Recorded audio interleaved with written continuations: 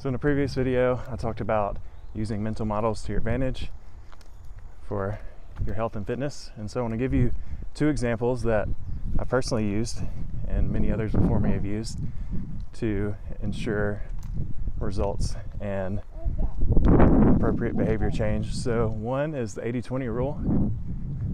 And essentially, the 80-20 rule is allowing you enough flexibility to maintain whatever behavior it is that you're trying to change, but there's also enough consistency to where you're actually seeing the progress and reinforcing that behavior. I think a lot of people go in one extreme or the other where they don't do enough, they're not as consistent, they're not as disciplined as they need to be, so they don't see the results that they want, or they go 100% all out for a couple weeks, very rigid, so there's no flexibility. So then once life happens, which it always does, throws a kink into the plan, you get off track and then you stop. So 80-20 rule allows for that flexibility, but it also ensures that you are being consistent enough to see results. So an example of that is Maggie and I and Harvey eat a lot of meat and veggies for most of the week. That's the majority of our diet, if you will. But on Fridays, for example, for the past several weeks, we've had pizza. And it's fun. But on Monday, we go back to what we were doing the week before. Also, like on Sunday, we made cinnamon rolls and had cinnamon rolls for breakfast. And that's not something we do every day, but it's something that we do because it's fun and we enjoy it. But we know that if we have cinnamon rolls all the time, then we're gonna start looking more like a cinnamon roll.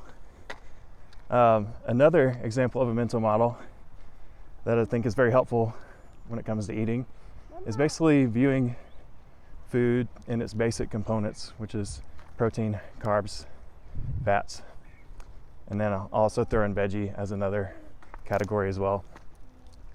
That's typically how I look at food, and I'll ensure that to have a balanced approach, ensure that I'm getting all four of those categories.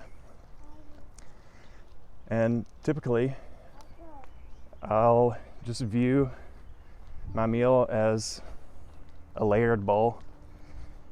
So I'll have a carb at the bottom, a veggie in the middle, and my protein at the top.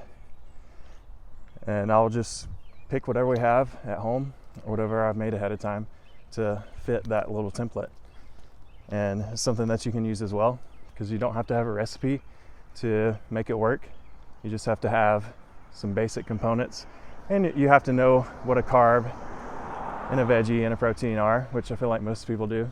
But like, for example, a carb would be like your potato, rice, any kind of starchy carb. Then veggie, leafy greens. For your protein, really any kind of meat. And then if it's like a really lean protein like chicken breast, then I might add some more fat to it, like a oil and vinegar dressing or cheese or some sort of nut and seeds. And I've got a very balanced meal. So those are just a couple ways to kind of order the world around you, make sense of it, and not become overwhelmed. And I hope those are helpful.